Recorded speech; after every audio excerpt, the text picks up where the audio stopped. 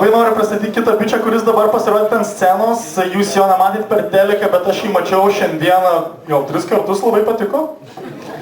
Jo vardas yra Dominikas, jo pavardė yra Klajumas.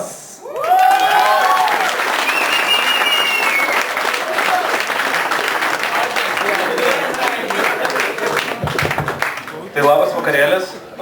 Matau, kaip visi čia geria, ne, Lutė. Mantas visada man pasiūlo prieš pasirodymą išgerti truputėlį, nes aš labai jaudinuosi ir dabar tai matos puikiai. Bet aš negeriu kaip visi normalūs žmonės. Pavyzdžiui, tarkim, įsivaizduoju, pasižiūriu, va, vyrukų daug tokių stiprių, didelių. Tai jūs ten išgeria, tūsinatės, paskui pasakojate istorijas vieni kitiem, kaip smagu. O man būna taip. Butelis, antradienis. Viskas, pabaiga. Ir, ta prasme, nesvarbu, kurią savaitės dieną pradėčiau gerti. Antradienis.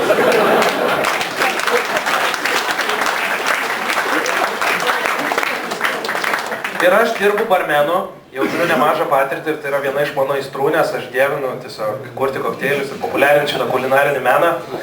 Ir aš anksčiau dirbau tokiam bare, kur mes labai su barmenais žiauriai daug gerdavom. Ta prasme, klaikiai.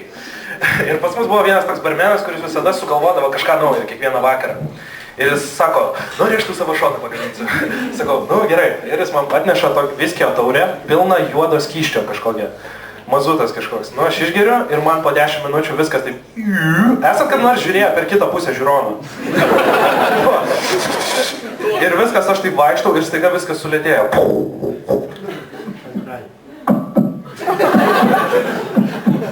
Prieina klientai ir sako...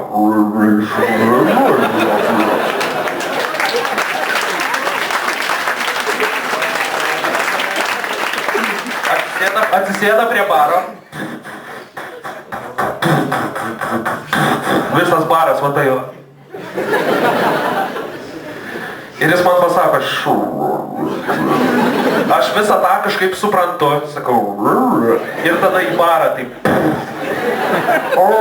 Visas baras. Tai va, dėl to toks fainas ir išaugau. Ir vieną vakarą pas mus atėjo kelios panelės. O jeigu kas nors ten dirbat prie baro ir mane girdit, tai žinot iš savo patirties, kad panelės atėjusios prie baro niekada neužsičiaupia.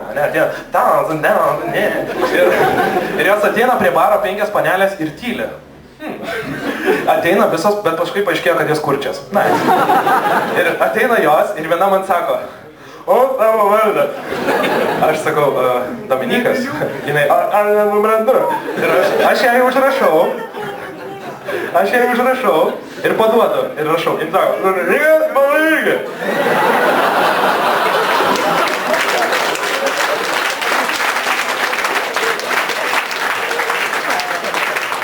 Taigi va tokia juokinga istorija. Ir svarbiausia, kai aš išgėręs esu žiauriai neprognozuojamas, ar ne? Ta prasme, man yra klaikiai baisu kartais gerti su draugais kažkokį alkoholį, linksmintis, nes aš esu vieną kartą gyvenime sudaužęs pilną degtinės bonkę.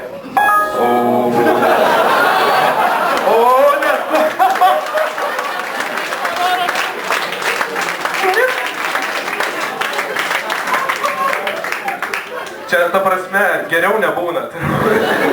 Ir žinot, kaip būna, tu tai vaikštai, kai tu pradedi vaikščioti su pilna degtinės bonkė buteliu, biškis slidus, ir tada būna sulėtintas toks momentas.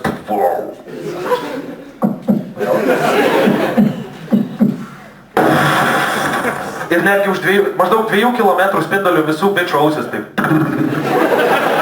Ir svarbiausia, įsivaizduokit, bičias kalba su panele, aš iš tikrųjų sportuoju.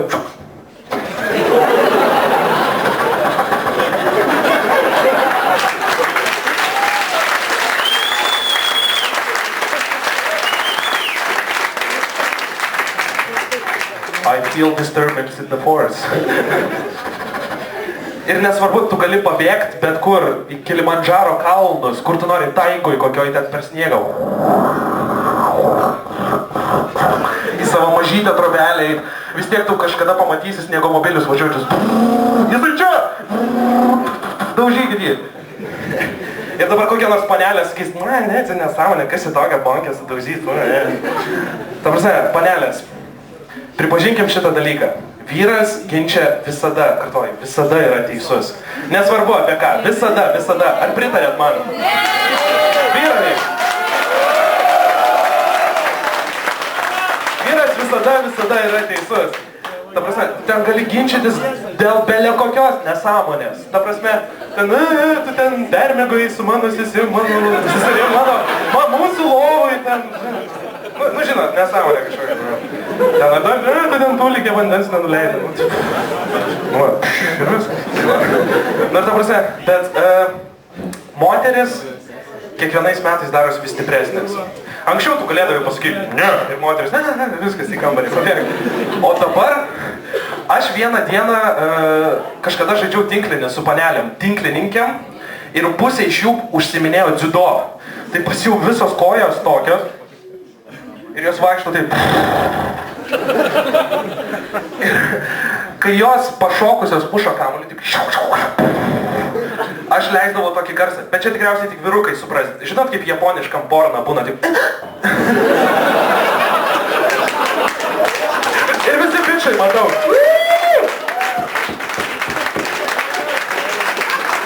Ta prasme, čia žiūriu vyrai jau taip international prasišvietę.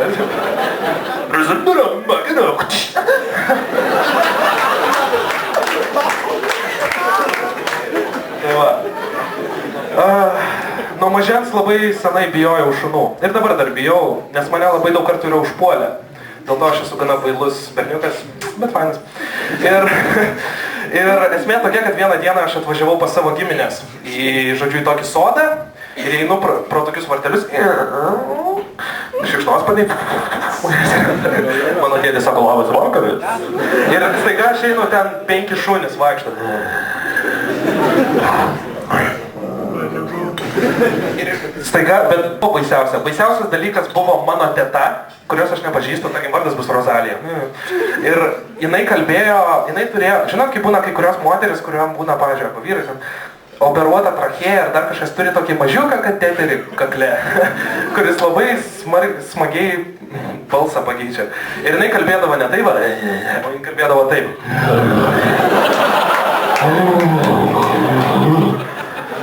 Ta prasme, aš jaučiu, iš ten dubstepas atsirado.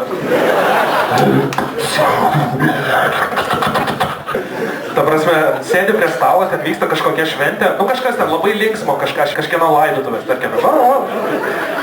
Ir ten būna, ta prasme, ta moteris turi sėdėti su titrais apačioj, paduok bulves. Tu tokį garsą girdi, jeigu tu naktį išeini į lauką, kur yra pasakyta, negalima perlipti tvoros, ta prasme. O tai velnės. Jo. Ir taip pat aš nemėgstu ir mažų šuniukų. Dideli šunys man yra baisu, nes mane yra užpuolę, ane? Tai tarkim, tu dideliam šuniukui duodi kauliuką, jis sako, tu nieko gali jodinėt.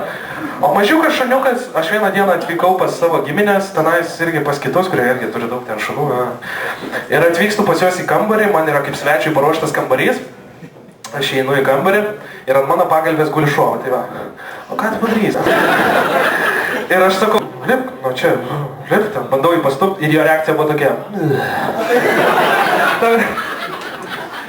Tai va, ir dabar, nežinau, gal jis ten baigė į mane pamatęs, nežinau, bet bent jau aš dabar savo pirmą dalį pasirodymo tai tikrai baigiau. Ačiū!